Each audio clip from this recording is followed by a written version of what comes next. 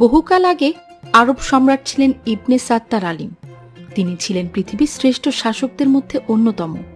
তার রাজ্যের এমন কোনো প্রজা ছিল না যে সম্রাটকে ভালোবাসত না। সবাই তাকে খুব শ্রদ্ধা করত, আর করবে নাই বা কেন।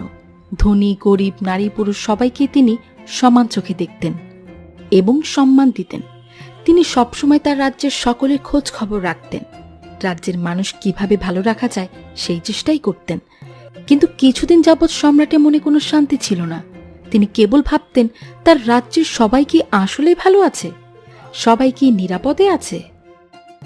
একদিন সম্রাট দরবারে বসেছিলেন, পাশে মন্ত্রী ও অন্যান্য সভা পরিষদগণও বসেছিলেন। তখন সম্রাট বলেন, আল্লাহর রহমতে আমার রাজ্য অনেক বড়।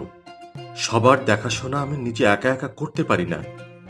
রাজ্যের অন্যান্য কাজ নিয়ে প্রাসাদেই বেশিরভাগ সময় থাকতে হয়। তাই আমি চাই আপনারা রাজ্যের সবার খেয়াল রাখবেন, ঘুরে ঘুরে দেখবেন কারো কোনো সমস্যা হয় কিনা, কারো উপর অন্যায় বা জুলুম হয় কিনা। কি যে বলেন সম্রাট, আমার মনে হয় না আপনার শাসনাধীন এমন কেউ আছে যার কোনো কষ্ট আছে। আপনি হলেন সেরা শাসক। আপনার রাজ্যে কারোর দুঃখ থাকতেই পারে না। চুপ করো মন্ত্রী, আমি জানি তুমি তোষামোদি করছো, আর আমি তোষামোদি একদম পছন্দ করি না।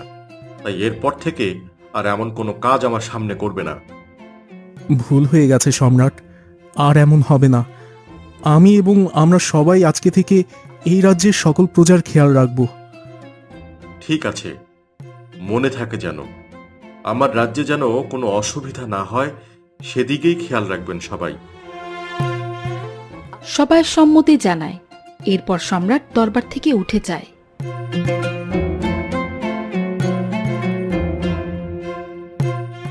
এরপর অনেক দিন কেটে যায়। সম্রাট সবাইকে প্রজাদের দেখে শুনে রাখার দায়িত্ব দিয়েও সম্রাটের মন অস্থির হয়েই থাকে। একদিন রাতে সম্রাট আল্লাহ তাআলার কাছে হাত তুলে প্রার্থনা করতে থাকে, হে আল্লাহ, আপনি আমাকে এক বিশাল সাম্রাজ্যের সম্রাট বানিয়েছেন, অনেক ক্ষমতা দিয়েছেন। আমি জানি না আমি সেসব ঠিকমতো ব্যবহার করতে পারছি কিনা। তবে আমার রাজ্যে যদি কারো মনে কোনো দুঃখ থেকে থাকে, আমি যেন তা জানতে পারি। তাদের দুঃখের কথা যেন আমি অবলোকন করতে পারি। হে মহান আল্লাহ, আমাকে আপনি পথ দেখান। আমার প্রজাদের কষ্টে যে আমি সহ্য করতে পারি না। কিছুক্ষণ পরে সম্রাটের কিছু একটা মনে পড়ে। কে ছদ্মবেশ ধারণ করে প্রাসাদ থেকে বেরিয়ে পড়ে। গভীর রাতে সম্রাট ছদ্মবেশে একা একা হাঁটছে। সাথে নেই কোনো সৈন্য বা রক্ষী। নিস্তব্ধ রাস্তায় তিনি একা একা হাঁটতে থাকে। হাঁটতে হাঁটতে তিনি ভাবেন, এবার আমি নিজেই দেখব আমার প্রজাদের অবস্থা, তারা কেমন আছে, কি করছে।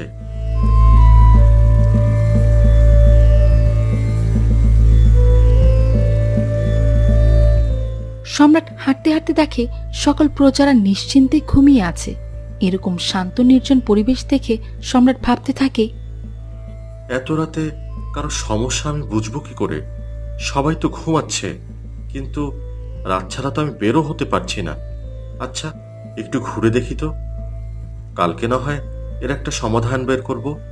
নাকি মন্ত্রীর কথাই ঠিক, আমার রাজ্যের সবাই খুব ভালো আছে। ঠিক তখন সম্রাট কারো গুনগুন গানের আওয়াজ শুনতে পায়। সম্রাট দাঁড়িয়ে যায় আর খুঁজতে থাকে কোথা থেকে সেই সুরটি ভেসে আসছে। ওই গানের আওয়াজ কোথা থেকে আসছে? আর এত রাতে গানই বা গাইছে কেন? দেখি তো ওদিকে গিয়ে। এরপর সম্রাট গানের সুর অনুকরণ করে এগোতে থাকে। গানের সুরের উৎস খুঁজতে খুঁজতে সম্রাট একটি কুড়িঘরের সামনে এসে হাজির হয় আর শুনতে পায় ভেতরে কেউ বিরহী সুরে গান গাইছে। সম্রাট নিজে কৌতূহল সামলাতে না পেরে ঘরের জানালা দিয়ে উকি দিতে থাকে। ততক্ষণে গান বন্ধ হয়ে যায় আর সম্রাট দেখে ভেতরে একটি মেয়ে একা একা বসে আছে। এই মেয়ে, তুমি এখন এত রাতে গান গাইছো কেন? আপনি কে, আর এখানে কেন? সে আমি যেই হই, তুমি কি জানো না এভাবে গান গাওয়া উচিত নয়? আর এখন তাহাজ্জুদের সময় হয়ে যাচ্ছে, তুমি আল্লাহর ইবাদত না করে গান গাইছো। আমি মানলাম আমি যা করেছি ভুল করেছি, কিন্তু আপনি তো আমার চেয়ে বেশি অন্যায় করেছেন, আর এর শাস্তিও আপনাকে পেতে হবে। আমি ভুল করেছি? তা কি ভুল করেছি শুনি? আপনি আমার ঘরের জানালা ভেঙেছেন, একজন অপরিচিত পুরুষ হয়েও আমার ঘরে উকি দিয়েছেন, এমনকি সালাম না দিয়ে আমার সাথে কথা বলছেন, আমার চেহারা দেখেছেন। এতে আমার পর্দা নষ্ট হয়েছে, তাই আমি আপনাকে ছাড়বো না। আপনার নামে আমি সম্রাটের কাছে নালিশ জানাবো। সম্রাট বুঝতে পারে তার এইভাবে ঘরে উকি দেওয়া উচিত হয়নি, আর এও বুঝতে পারে মেয়েটি সম্রাটকে চিনতে পারেনি। তাই সম্রাট মেয়েটিকে বলে, আপনি সম্রাটের কাছে আমার নামে নালিশ করবেন? হ্যাঁ, আমি কাল সকালে গিয়ে সম্রাটের কাছে আপনার নামে নালিশ করব। আচ্ছা, তা না হয় করবেন, কিন্তু আপনি কি চেনেন সম্রাট কে? আমি তাকে দেখিনি, তবে তার নাম আমি অনেক শুনেছি, ইবনে সাত্তার আলিম। আমি এও জানি উনি একজন নিষ্ঠাবান শাসক এবং ন্যায় বিচারক। আমার মনে হয় আপনি ভুল জানেন। সম্রাট খুবই খারাপ একজন মানুষ, আর ভালো শাসকও তিনি হতে পারেননি। আপনি ভুল। রাজ্যের সবার প্রতি উনি যত্নশীল, আর আপনি বলছেন উনি ভালো শাসক হতে পারেনি? তা নয়তো কি? নয়তো কি তার সাম্রাজ্যের কেউ এত রাতে বিরহে কাঁদছে? আমি কাঁদছি আমার বিরহের কারণে, আর এতে সম্রাটের কি দোষ? দোষ নয়? না। আচ্ছা, ঠিক আছে, কিন্তু একটা কথা, আপনি কালকে আমার নামে সম্রাটের কাছে নালিশ করবেন। ঠিক আছে, আমার আপত্তি নেই।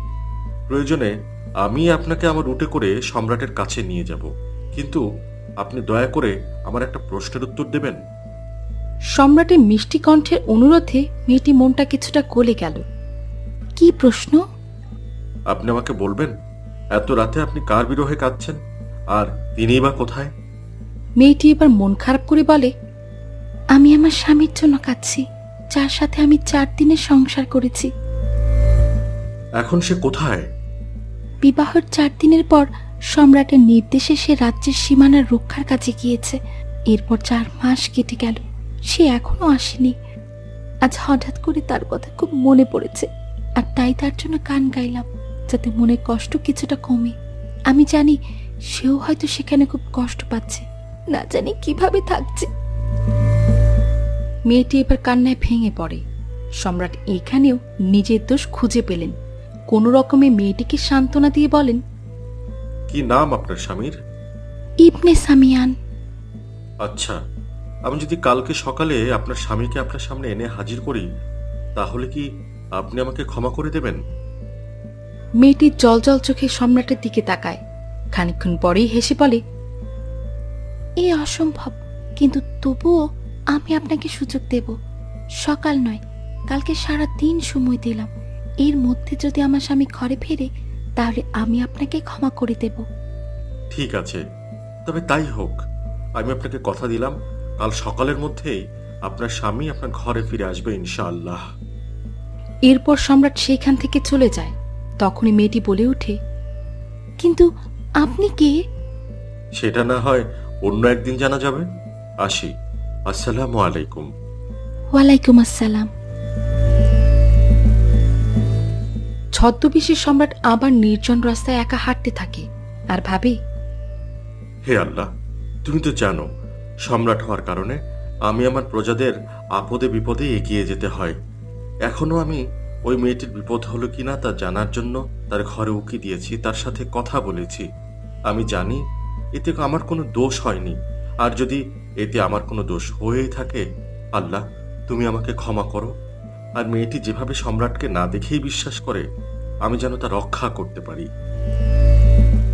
الله أكبر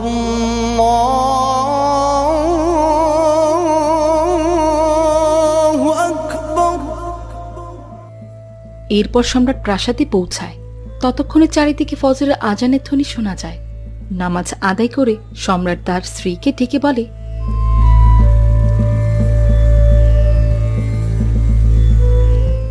বিবি, আমার একটা প্রশ্নের উত্তর দেবে? অবশ্যই, বলুন কি প্রশ্ন? একজন স্বামী তার স্ত্রীকে ছাড়া ঠিক কতদিন থাকতে পারে? এ তো ভারী অদ্ভুত প্রশ্ন। আল্লাহ তাআলাই ভালো জানেন। তবে আমি বলবো সর্বোচ্চ 3 মাস একজন স্ত্রী তার স্বামী বা একজন স্বামী তার স্ত্রীকে ছাড়া থাকতে পারে। এর চেয়ে বেশি হয়ে গেলে যে তাদের হক আদায় হবে না। কিন্তু হঠাৎ এমন প্রশ্ন? আমি অনেক ভুল করে ফেলেছি, আর আজকেই তা সংশোধন করে নিতে হবে আমাকে।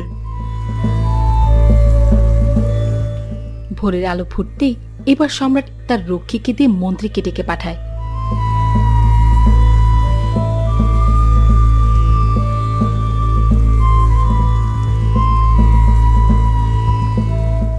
আসসালামু আলাইকুম। ওয়ালাইকুম আসসালাম। তোমাকে একটা দায়িত্ব দিয়েছিলাম, তুমি কি সেই দায়িত্ব ঠিকঠাক মতো পালন করেছো? না মানে এভাবে মানে মানে করো না। তুমি জানো কাজের অবহেলা আমি একদম পছন্দ করি না, আর তুমি সেটাই করেছো। দুঃখিত সম্রাট, আর এমন গাফিলতি হবে না। ঠিক আছে। আর শোনো, এবার থেকে প্রতি 3 মাস পরে সকল সীমান্তের সৈন্যদেরকে ছুটি দেয়া হবে। তাহলে তখন সীমান্ত কে পাহারা দেবে? সৈন্যদেরকে কয়েকটি ভাগে ভাগ করে দেবে, এবং একদল যাতে ছুটি কাটাতে পারে এবং তাদের পরিবার ও স্ত্রীদের প্রতি হক আদায় করতে পারে। আচ্ছা ঠিক আছে, আপনি যা বলবেন। কিন্তু হঠাৎ এই নির্দেশনা কেন? কারণ তাদেরও পরিবার আছে, তাদেরও সন্তান আছে। আর একটা কথা, ইবনে সামিয়ান নামের যে একজন সৈন্য রয়েছে তাকে আজই ছুটি দিয়ে দাও। সে যেন শীঘ্রই তার বাড়িতে ফিরে যায়। আর তার বাড়িতে কিছু সমস্যা রয়েছে, সেগুলো লোক পাঠিয়ে ঠিক করে দিয়ে আসবে। কিন্তু সম্রাট, আপনি এসব জানেন কি করে? সেটা তোমার না জানলেও চলবে।